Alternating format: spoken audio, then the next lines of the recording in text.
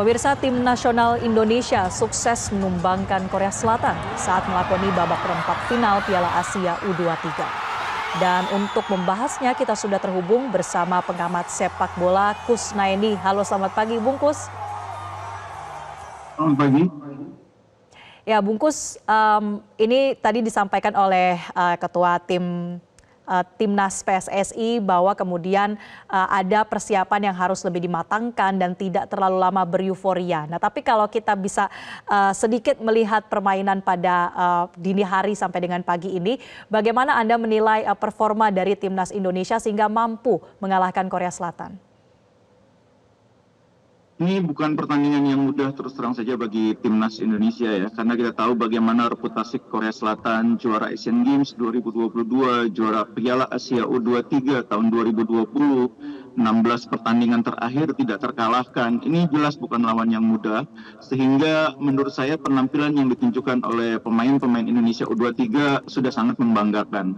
Indonesia menjadi negara yang memutus rantaian kemenangan tidak terkalahkan Korea Selatan dalam 16 pertandingan di Timnas U23. Dan itu saja sudah merupakan sebuah hasil yang membanggakan.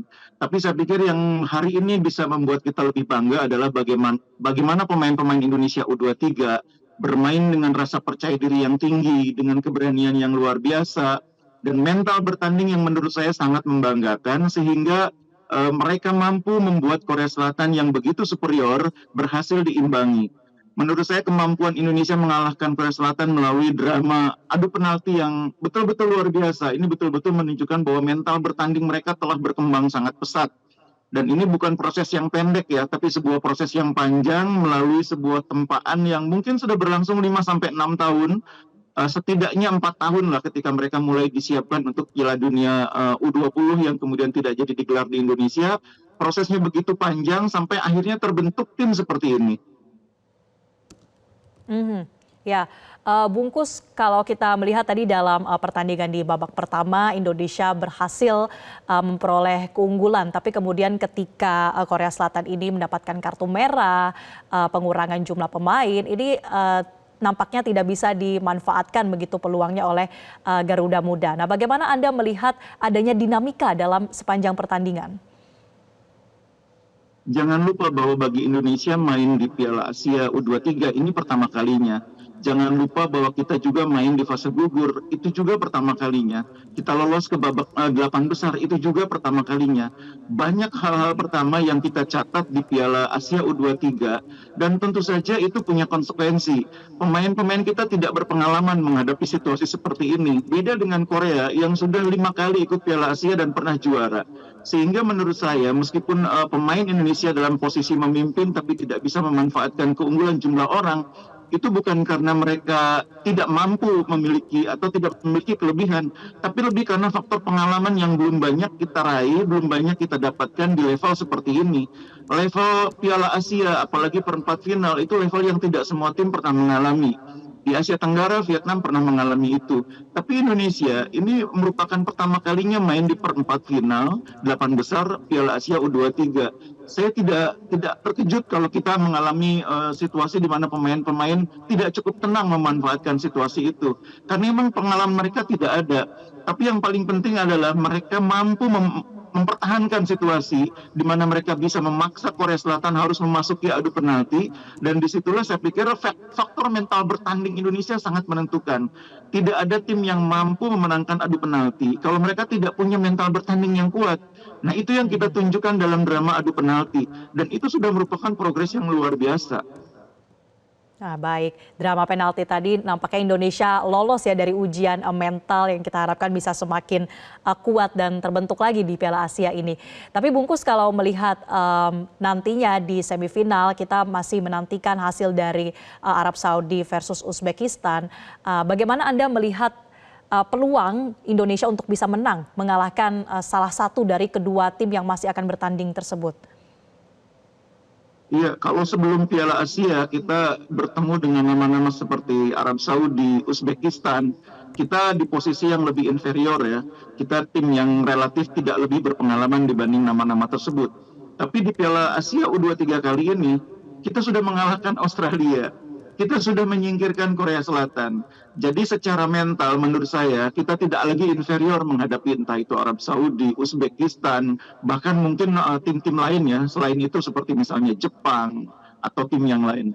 Jadi bagi saya menurut saya keberhasilan mencapai semifinal ini itu bukan sekedar soal pencapaian tapi juga menunjukkan bagaimana Indonesia U23 telah berkembang sebagai sebuah tim yang tidak lagi berada di level Asia Tenggara, tapi sudah mampu bersaing di level yang lebih tinggi, di level Asia. Dan kalau mereka sudah terbiasa main di level ini, sudah berkali-kali bisa lolos Piala Asia, bisa lolos fase gugur, nanti mereka akan semakin terbiasa. Nah, sekarang untuk pertama kalinya kita bisa sampai di perempat final. Dan untuk mencapai semifinal, kita susah payah melalui drama adu penalti. Tidak mustahil nanti di semifinal itu juga akan semakin berat bagi Indonesia karena kita kurang berpengalaman di level ini. Tapi sekali lagi modal kemenangan atas Korea Selatan, salah satu tim raksasa Asia yang selama ini sulit dikalahkan oleh banyak tim lain, itu akan menjadi penambah semangat, akan menjadi penambah mental bertanding kita semakin tebal, semakin percaya diri menghadapi tim apapun, kita tidak akan inferior. Itu yang paling penting. Catatan dari Bungkus terkait dengan sejauh ini ya perjalanan timnas Indonesia di Piala Asia U23, apa yang harus diperbaiki ke depannya? Ya, yang pertama tentunya seperti yang saya sebutkan berkali-kali, kita harus mengurangi kesalahan-kesalahan yang kita buat sendiri ya. Kadang-kadang sepak bola Indonesia ini secara permainan kadang-kadang sangat baik, tapi pada momen-momen tertentu kita sering membuat kesalahan yang menguntungkan lawan. Itu harus diperbaiki. Termasuk di pertandingan lawan Korea Selatan, ada beberapa momen di mana kita bikin kesalahan sendiri yang merugikan gitu ya. Yang pertama, perbaiki kesalahan-kesalahan dalam pertandingan, apalagi pertandingan sudah memasuki fase yang sangat krusial, semifinal. Kemudian yang kedua, lebih efektif dalam penyelesaian akhir.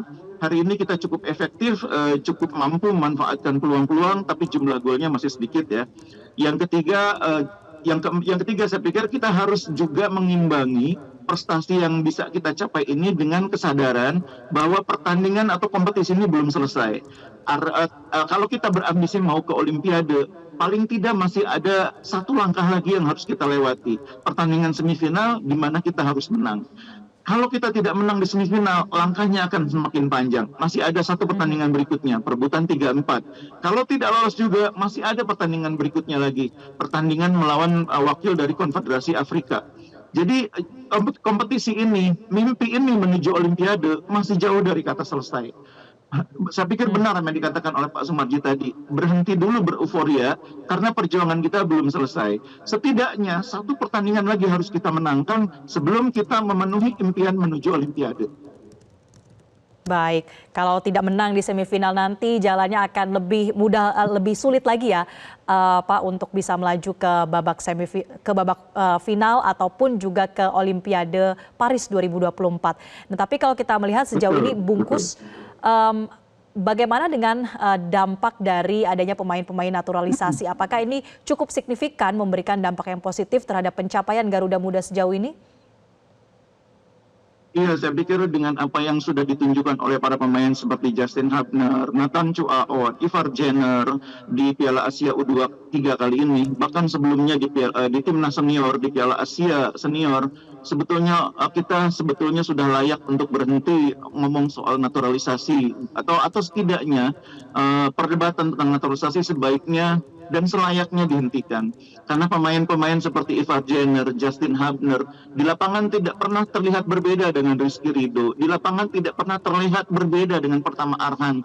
Mereka ngototnya sama, mereka mainnya sama, seperti mereka seolah-olah bukan orang yang katakanlah disebut sebagai naturalisasi. Mereka berjuang, mereka bertarung, bermain sama ngototnya dengan pemain-pemain yang dibesarkan di kompetisi domestik. Jadi tidak ada perbedaan antara Justin Hubner dengan Rizky Ridho, Ivar Jenner katakanlah dengan Pertama Arhan. Semua menunjukkan kecintaan yang sama terhadap Indonesia. Sudah selayaknya kita menghentikan diskursus atau polemik tentang pemain yang disebut naturalisasi ini. Saya bahkan lebih senang menyebut pemain naturalisasi ini sebagai pemain diaspora, pemain Indonesia yang kebetulan berkompetisi atau lahir dan besar di negara lain, tapi mereka tetap orang Indonesia, memiliki darah Indonesia, memiliki sejarah Indonesia. Kita harus berhenti memperdebatkan persoalan ini dan fokus bagaimana memanfaatkan setiap kesempatan yang kita punya, termasuk adanya pemain-pemain diaspora ini untuk membangun sepak bola Indonesia. Ya, baik. Artinya poin yang juga begitu positif ya, Bungkus, soal pemain naturalisasi ini bukan lagi saatnya untuk memperdebatkan, tapi lebih fokus pada prestasi.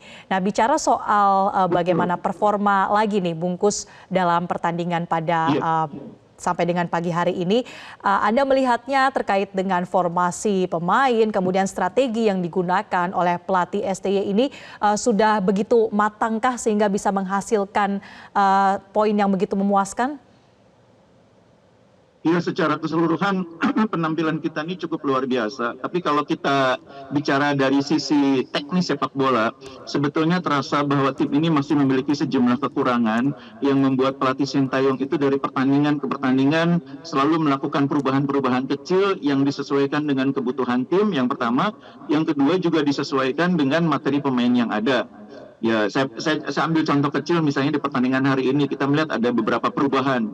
Misalnya di posisi bek kanan, sekarang main Rio Fahmi ya, sebelumnya main Fajar Fatur Rahman. Itu antara lain dilakukan untuk menyesuaikan dengan tipe lawan yang dihadapi, untuk mengatasi problem kelelahan yang mungkin dialami oleh Fajar Fatur Rahman, dan lebih dari itu juga untuk menyeimbangkan permainan, karena mungkin di aspek tertentu kita agak kurang. Terlihat juga dengan adanya perubahan di lapangan tengah. Jadi memang kalau kita lihat timnas senior itu kan kita bisa melihat bagaimana Justin Hubner memberi energi di lapangan tengah berduet dengan Ivar Jenner. Tapi di timnas U23 Ivar Jenner lebih dibutuhkan di pertahanan. Makanya Ivar Jenner dimainkan di pertahanan. Meskipun kadang-kadang Ivar Jenner dan Justin Hubner dimainkan di tengah, di belakang ada Komang Teguh. Jadi beberapa penyesuaian dilakukan oleh Sintayong menunjukkan bahwa memang tim ini secara materi pemain sebetulnya belum sepenuhnya lengkap. Sintayong masih butuh sebetulnya beberapa tambahan. Cuma karena Piala Asianya sudah di depan mata, maka dia melakukan sejumlah eksperimen, termasuk diantaranya mengembalikan Nathan Chuaon yang sudah kembali ke Belanda, dikembalikan lagi ke Qatar. Itu kan menunjukkan bahwa tim ini butuh materi pemain di level tertentu yang tidak bisa ditawar.